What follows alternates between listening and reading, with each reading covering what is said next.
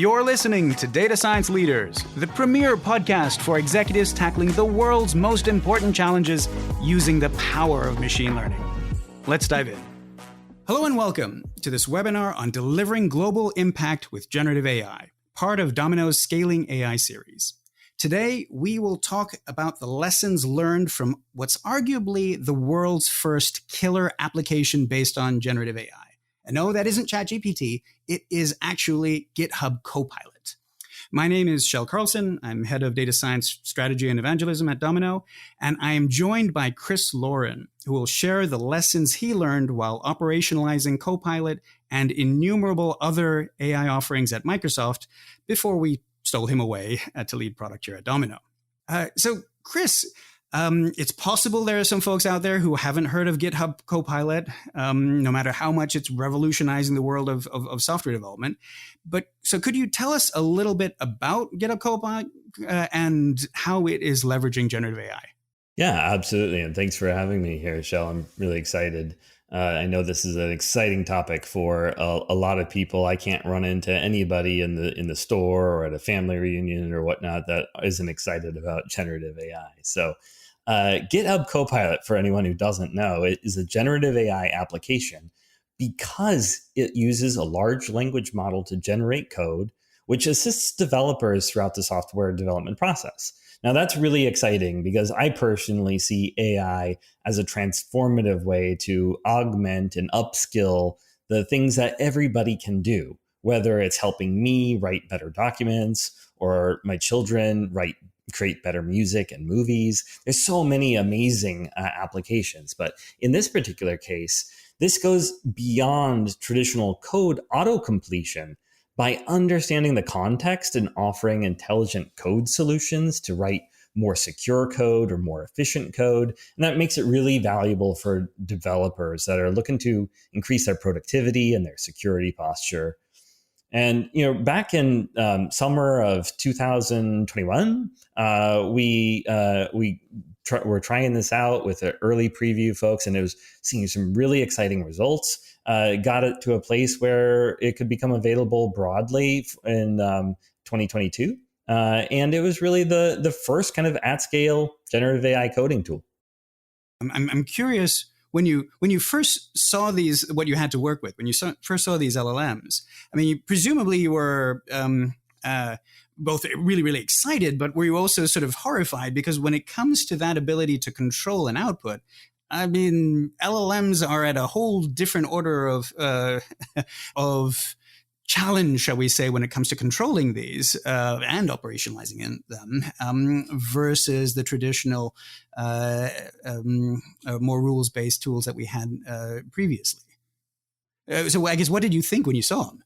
Quite honestly, I've been doing really nothing but data and AI stuff the last 2 decades. This is what I am passionate about. And the fact that we were able to do so many amazing things leveraging the power of AI, I was personally never horrified, except when models went to production that shouldn't have and bad things happened. But overall, the trends and the potential is just so incredibly exciting that we were just hurrying as quickly as we could to put the right controls in place and be able to harness this power in a responsible way. Well, I'm curious more about those challenges and the things that you had to overcome. Could you speak anything about what were those biggest challenges and how you went about tackling them? Yeah, absolutely. I've been involved in a wide range of online experiments and creation of benchmarks to prove whether software or hardware is good enough to go to production. And classically, you can set very clear criteria for what good enough looks like to go to production and hold the team accountable to hitting that bar. And with these generative AI models, it requires a little bit of a different thought process. You can't let perfect be the enemy of good. Generative AI models are literally generating content, and often there's not really a right answer that you can test. Did the model get the answer right? So traditional measurement strategies don't always apply. And we're not trying to determine like whose face or whose fingerprints for security purposes, nor are we trying to determine whether we found all the potential issues in a medical image, like does it contain cancer or not? There's not a clear answer. And so fundamentally, you need to look at and think about your evaluation strategy and your testing tools a little differently. Benchmarking performance in a lab, looking at leaderboards, like definitely super helpful, but it's just the beginning. Once the models are out in production, you need a way to know whether it's really achieving your business goal and helping your users, and continuously monitor those models, and then collect feedback and interactions at scale. Well, I mean, it's kind of always been the case that when it comes to machine learning, good machine learning is always iterative, that you're always sort of spanning that end-to-end life cycle and doing it over and over again. You're not just deploying a model, evaluating a model, deploying it and hoping for the best. That never works out terribly well. It's always one of then consistently monitoring it and then going back and then redesigning, retraining that model and reevaluating and republishing it. But it sounds like this is at a different order of magnitude, that it's now even more important to iterate quickly, because at the end of the day, you're not going to, until folks are actually using it, they're not going to know what you can't really set in advance what good looks like. They're going to know what good looks like when they see it. And that's going to also evolve then over time, because as folks use it for more and more things. But is that fair to say that this is even more iterative than good machine learning and data science should be to begin with? Yeah, that's absolutely true. I mean, the same fundamental principles of continuous monitoring, continuous improvement, continuous deployment, and having the right humans in the loop to be able to make decisions as to whether progress is really progress in the right direction is critically important. But one other interesting facet about generative AI is because you can't just quantify the quality. There is a whole other element of ensuring consistency. There's a lot been published about Chat GPT and related models and how they perform differently over time, and that consistency has found some people being worried about can they really rely on those models. And the fact is that all LLMs are probabilistic. They don't always produce the same predictable outcomes. And so experimenting them needs to be based on statistics and a clear measurement strategy for what good means for your specific context. So, for example, with GitHub, the team tried two approaches. They tried changing parameters to determine whether they could reduce the randomness of generating like the whole function coding suggestions, and also tried caching responses and tried to determine which approach would actually produce better results. And the cached responses got better feedback from users, and also had the benefit of improving performance because it didn't have to re-execute the model with every single keystroke, every single user interaction, which also had benefit for costs. Gotcha. I mean, it sounds like this is it a bug or is it a feature? The great thing about generative AI is that it's generative. The bad thing about generative AI is that it is generative, and it will create those variations for you that are so valuable in other contexts. But it sounds like, well, we design around that. Either we can leverage the same model multiple times and look for a consensus, or we can go in and build functionality around it that gives it more of a sense of, well, this is what good looks like. You don't need to go in and ask again and again for what is going to be a gold standard answer. It might not be the generative AI model itself that you're training to give the gold standard answer, but it could also be the surrounding technologies that we build around it that ensure that the model is performing as it should. Yeah, that's absolutely right. Well, when it comes to these models, I mean, these are of an order of magnitude larger than models that we're used to working with. I mean, GPT-3 was 137 billion parameters, and GPT-4 is rumored to have over a trillion parameters. And I remember back when, when the ImageNet competition in 2012, and it was a 60 million parameter model, and we were like, oh my goodness, that's huge. Was there straight from the get-go a concern about like the infrastructure that this would require, the cost and latency and things like that? Definitely concern and excitement, and it led us to innovate quite a bit in both hardware infrastructure optimizations and evaluate new strategies. Many people don't really appreciate how many billions of parameters, like what does that really mean? But pretty much everyone's heard about GPU shortages. So just imagine needing to run one model, not just on a high-end GPU, not just on lots of GPUs in the same machine, but actually being able to take one model and split it across many machines in a cluster just to serve a single question and return a single answer.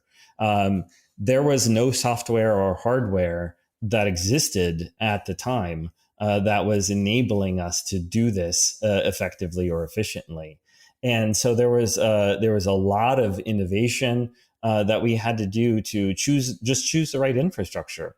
We had a lot of rigorous debates around GPUs versus CPUs versus more innovative approaches using FPGAs or custom ASICs that were coming up. There were a lot of exciting topics to discuss there, both in terms of getting the models to even run on some of those innovative hardware. And so we had to define benchmarks using our own data that represented our actual intended usage patterns. There weren't large pools of data out there that we could go and collect that were prepared for us like there is today through fantastic open source progress, like with the Hugging Face datasets, for example, are really helpful now. So it was necessary to go and prepare those benchmarks. Some of the things that we were doing kind of in parallel around, say, machine translation or computer vision, we're using GPUs and infrastructure in very different ways than the natural language problems. And so we were trying to understand how much our learnings from one business problem generalized to another business problem. And so as a result, even though some tests showed some really incredible performance speed ups and gains, sometimes the scaling up worked well, sometimes scaling out was really necessary. And so we had to iterate and continuously measure and continuously improve, but always by being really focused on the business outcome, enabled us to make better decisions. So, for example, in early on, we were trying to balance control, like just being able to generate the right answer with a model, with some flexibility and choice. Like generate multiple answers for a user and help them or allow them to choose the right one. And so in the context of Copilot, for example, generating 10 different suggestions for a coding function, that's actually much more expensive because you're going through the full process of generating and returning all 10 responses. And so that's the upfront compute cost. But ultimately, now the team worked really hard and got it to like one really great answer. And it's not always necessarily the best, but by looking at the way that users choose to keep those recommended generated answers, they're able to balance that cost with the quality. Gotcha. I mean, it sounds like there's a strong connection then between your operationalization strategy and how with the kinds of performance and accuracy and capabilities that you're going to get out of your solution. If you, depending on how you go in and put this in production, you might be limited to querying the model once versus if you are able to use a smaller model, if you are able to bring that cost down of querying that model, you can do this multiple times. And again, this can either mean that you have additional functionality, or it just means that you can get to a better answer. So it sounds like operationalization is often thought of as fairly distinct from the model development and the application design side. But here again, it sounds like in the world of generative AI, all of these things are intertwined like they're never before. Or is it still possible to modularize? In terms of what an individual person does on the broader team on a day-to-day basis, you can create specialists, and like ML engineers may be able to tweak performance characteristics and reduce costs of a model, and they may be able to have very significant business impact. Whereas data scientists are continuously innovating on trying to get a better model to have better results for the business. And they need to work together. I very much think of ML as a team sport. And so having an end-to-end platform that enables speeding up those laps around the track is and doing so in a responsible and governed way is critically important.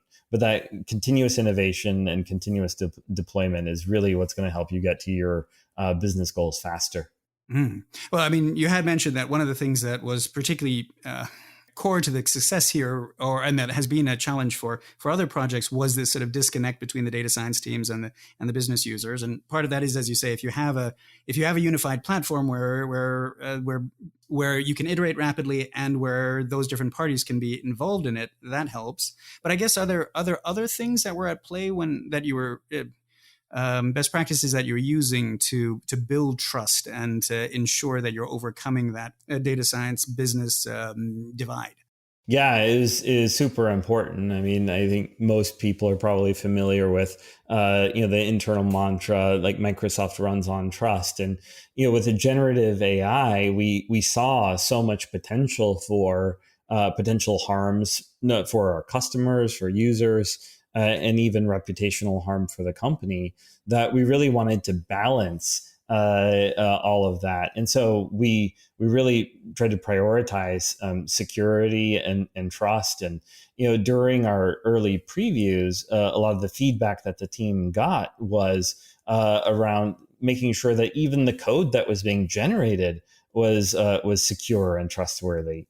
And so balancing, that was also really interesting challenge. And so the GitHub team did an amazing job of making sure that they integrated some like code security capabilities to filter out suggestions that could contain security vulnerabilities, and also natural language filters to prevent offensive content. And we really relied on that community interaction in those previews to continuously improve. And some worries that we hadn't thought about initially as being important came back loud and clear. Like developers were worried that generated content might match public code. Certainly there's been a lot of news stories about copyright infringement, for example. And so the GitHub team did a great job of making sure that code that was generated didn't match code that was in the sample data sets. So it sounds like, well, arguably, again, best practice when it comes to developing machine learning models, don't do this in a vacuum. Get this into the hands of the community and have them start using it, and plan for a significant testing effort in order to go in and surface all of those concerns that you really might not know when you're during the design phase. But should folks budget for a longer time before launch in order to do that, or in practice, no, it doesn't take necessarily a lot of time. You just have to make sure that you coordinate this and you involve that community actively in a big way. So I personally always believe it's important to have that sense of urgency and getting value out to customers and really get early beta users and get feedback as early as appropriate, not necessarily as early as possible, but make sure that you've taken appropriate precautions, but then be able to iterate quickly. And so by balancing kind of that exploration and exploitation of what you know and what you can learn is critically important, and just really having that beginner's mindset to see what you can learn to continuously improve. Yet again, that ability to go and span the entire life cycle and iterate rapidly, what we refer to at Domino as model velocity, seems yet again core to all of this. But we've talked about the successes here, but are those the key takeaways? What are the biggest takeaways? Things that you think that everybody should be learning and leveraging when they're undertaking generative AI projects? Yeah, I think that there's a lot of misconception that that big models can just solve all the problems, and so all you need to do is just figure out how to use the big model better. But one of the things that we really learned is by creating this laser focus and narrowing the scope on concrete business results that you're trying to drive for, and then fine tuning models as necessary to achieve those goals specifically, and continuously optimizing and improving are all critically important to really have the business impact.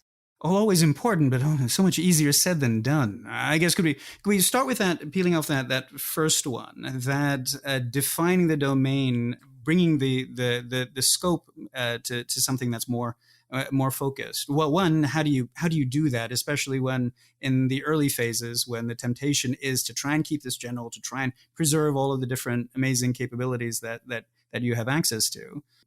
How did you do it, and what's the benefit that you get from it? It's going to vary for every company out there looking to use generative AI, but absolutely, starting with a real business problem that matters is critically important, and then zeroing in on an impactful use case that really could be addressed through AI.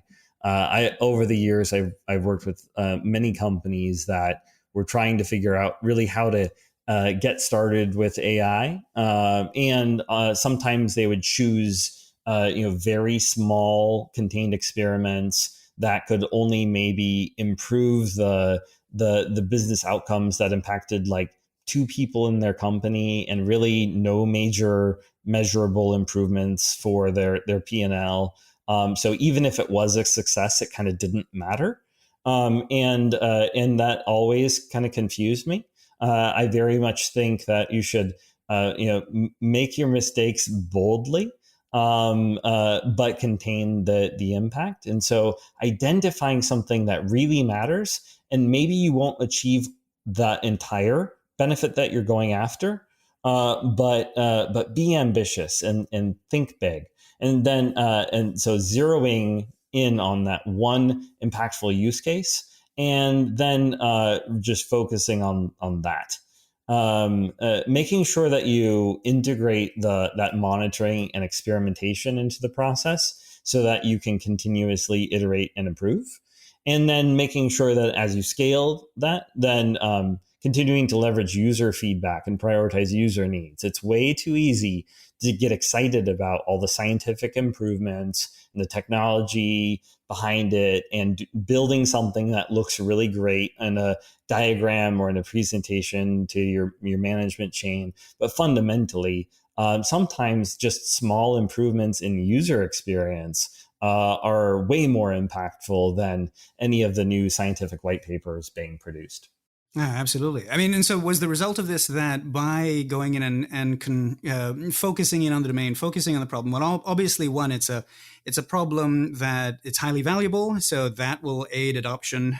It's a problem which I think there are elements of risk mitigation in this. That at the end of the day, it is doing a code suggestion. It is not being used in a way that is going to say, well, you're not going to need to code. This is now going to be a no code experience, and it is just mysteriously going to do all of that code for you in the back end. No, it is going in and augmenting folks who already know how to code and making them more productive. So it sounds like, well, there's the value there. There's elements to choosing a clever problem that go in and reduce the risk, leverage the benefit of the technology. But at the end of the day, it sounds like, well, but this also does help you make a model which is much more easy to put into operationalize. So were you able to ultimately deploy a smaller model or a smaller set of models more costly, more cheaply, and with lower latency and things like that because you were able to constrain the domain? Yeah, absolutely. I mean, large generalist models like GPT-4 are incredibly impressive, and I use them regularly when I'm not really sure what it is that I actually need from in a very focused manner. But when building products, you really need to focus on that concrete business value that you're trying to deliver. And so, when trying to take a large model that can do everything and then adapt it to a very specific task, it requires a lot of focus. Oftentimes, you need to fine tune those foundation models, or maybe even start with different foundation models that are more appropriate for your use cases. You can definitely build quick and cheap prototypes with large models that are readily available. And it's really exciting to start with a pre-built API that gets you going in no time. But fine tuning using specialist foundation models with high quality data that matches your actual business scenario can often be much cheaper and more accurate in the long run. A really great example recently is the DFOG AI team created a SQL coding generation model that was based on a small open source foundation model called StarCoder. It's a 15 billion parameter model. And they fine tuned it with high quality SQL queries that beats GPT-4, which is 2 orders of magnitude bigger. I mean, so it's bigger is not better. Bigger is definitely more expensive. And so that focus can really help you fine tune the right foundation model to get the better results. And then just iterating and experimenting and evaluating those results continuously is extremely important. Tools like MLflow can help you track how things are going, and being able to integrate that, sort of auto logging and tracking everything you're doing in a single platform where you can train and deploy and test your models and manage them and scale them securely just makes that so much easier. Yeah, I often worry that folks are setting themselves up for failure by starting within one of these ultra large generic models and then trying to work their way back to something which is much more specialized versus starting with a much smaller model and then working your way up as needed to something which meets your needs. I'm assuming it's too early to be able to tell which approach is more successful. But in this particular context, what did you guys do? And did you go from the top down, from the ultra large model to then identifying a much smaller model that you could then fine tune, or vice versa? Scour around for ways that you could take a much smaller version of the model and then go and fine tune from that. I I personally think that following a scientific approach with clearly defined hypotheses and testing them and continuously monitoring and improving is never wrong. Starting with a large foundation model to do something quickly to see if something is even possible can be extremely helpful. And that's exactly what we did in this case. We started with what we knew was a good model that we could iterate on and use it for language generation and test it for code generation. But ultimately, we absolutely switched gears to shifting towards a smaller model that was more tuned for code generation specifically. And that was able to help us both get better results as well as reduce the operational burden as well. Yeah, it's wonderful. When it comes to fine tuning, though, a lot of folks are hoping that they won't actually have to do fine tuning, that they are going to be able to just leverage retrieval augmented generation or just do prompt engineering and leverage the model out of the box. And there probably are instances where that's okay. If you're looking to support users who are where what they're looking to do is always ad hoc, it's always going to be different. There's not a whole lot of consistency or repeatability between what they're looking to do, then yeah, maybe that's the best option to you. But is this one where really for most use cases, certainly the important use cases for the organization, they should be expecting that they'll need to fine tune? Honestly, it's too early to say, and it's going to vary depending on what you're trying to accomplish. I've seen some terrific results using retrieval augmented generation, powered by either hosted models that are readily available behind an API endpoint, and I've also seen some fantastic results with fine-tuned models.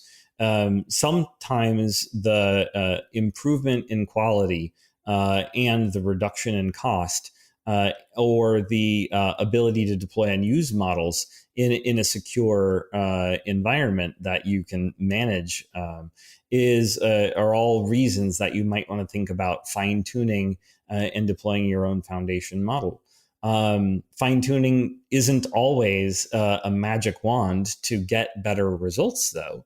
You need to make sure that the data that you're using to fine tune that foundation model is appropriate and fit for use. And it's going to require some experimentation. And you need to be really ready to kind of continuously iterate as you scale and learn and get more feedback from your customers. And again, make sure that you remain laser focused on those product kind of key metrics, the things that are really driving your business. And so it might make sense to do online experimentation, trying fine-tune models and comparing them against retrieval augmented generation use cases, and balancing those against performance and cost concerns, for example. So it sounds like, well, you might not fine tuning might not be optimal. It might not be what you need. It might not be necessary. It might not even potentially perform better if you don't actually have the high quality data for it. But at the very least, you should be doing that cost benefit analysis and doing that testing to see whether or not it delivers better results, because there is that potential that it absolutely will. So I guess fine tuning can sort of be considered a type of optimization. I mean, it's certainly optimizing the model performance. But could you speak a little bit? You mentioned optimization before. Are there other things that you can do in order to make the model more efficient, make your processes more efficient too? Yeah, I mean, there are so many different ways that you can improve performance, cost, and ultimately impact on your business. Certainly, you may be able to get early wins by having kind of embedded usage of a model within an application, like a Streamlit application on top of that model. And that might be really exciting, and it might work for a small team to get early wins. And then as you scale up your usage, you might realize that a classic scale out strategy might be necessary. And so then you might need to separate the model into its own API that then your application can call, and provide different sorts of hardware for that model. And then your web UI tier in the Streamlit app, for example. And so then as you scale out and think about right sizing your hardware infrastructure choices, then you might also look at some software solutions to leverage those alternate hardware solutions. For example, there are some wonderful open source tools and commercial vendors that help optimize models through techniques like model optimization, compression, quantization, that can all help you squeeze the everything you can out of the hardware.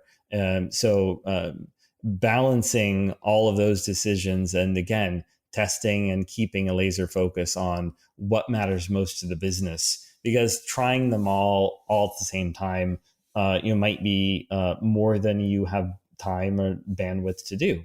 But keeping an eye on what can matter the most for you can help guide where you experiment next. And again, that's all really based on the key success criteria for the product. I mean, certainly with the GitHub Copilot example, we ultimately wanted to not just generate great code, but make sure that is important and impactful for the users, which meant that we wanted to measure the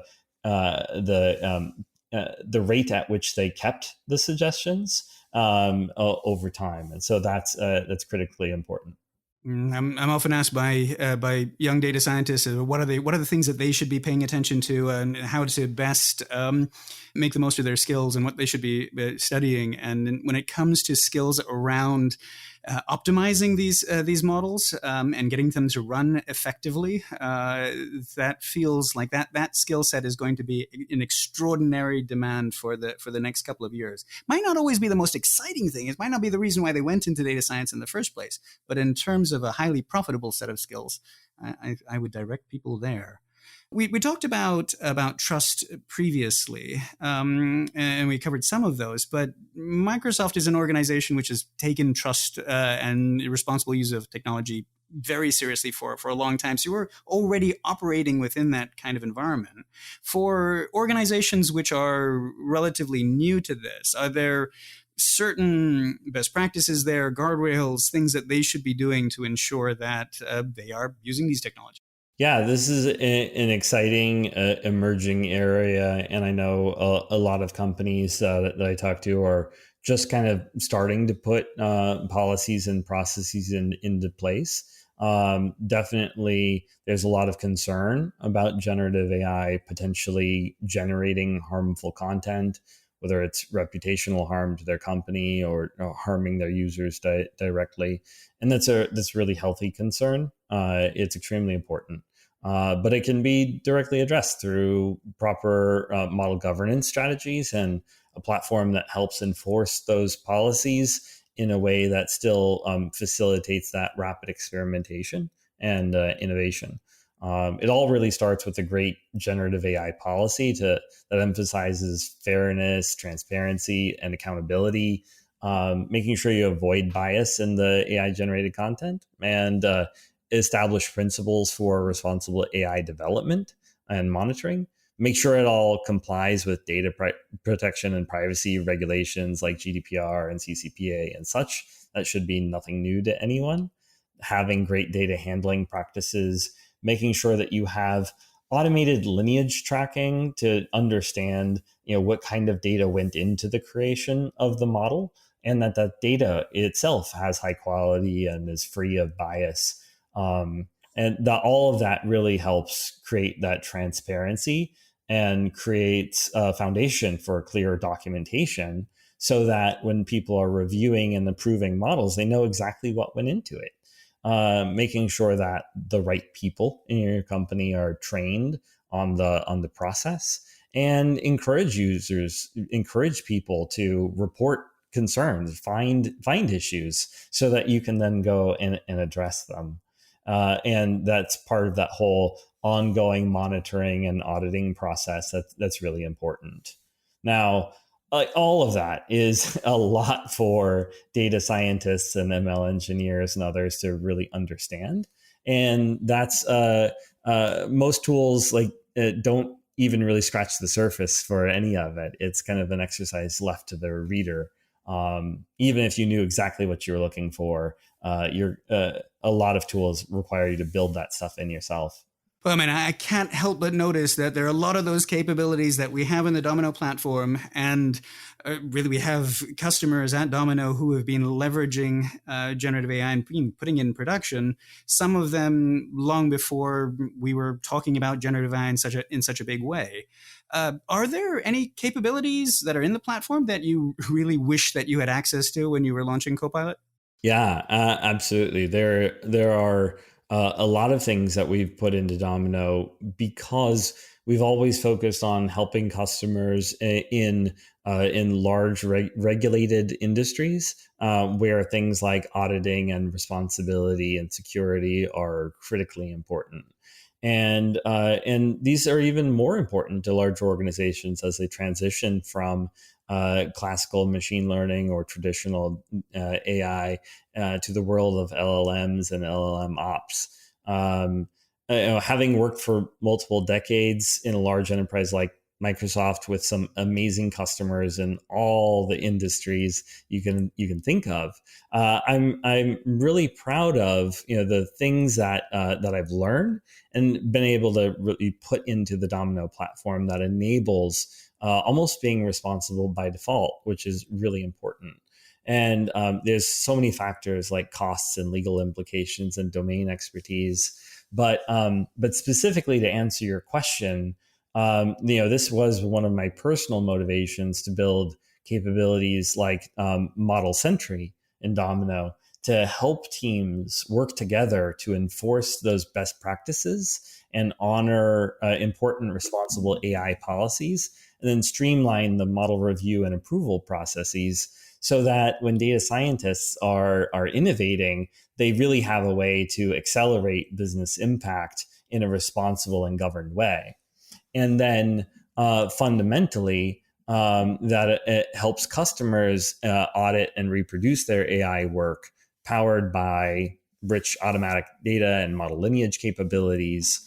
And that all of that helps build trust powered by the single system of record.